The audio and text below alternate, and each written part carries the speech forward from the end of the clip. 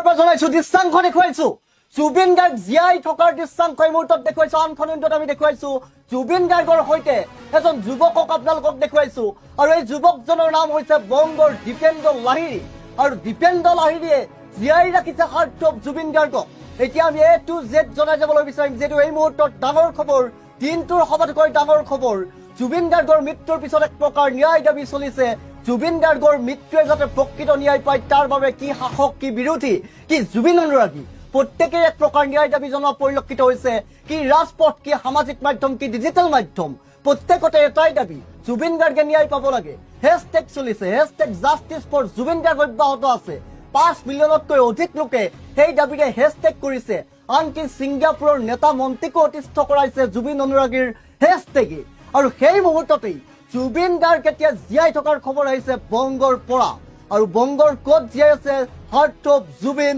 পোহৰলৈ আহিছে নতুন খবৰ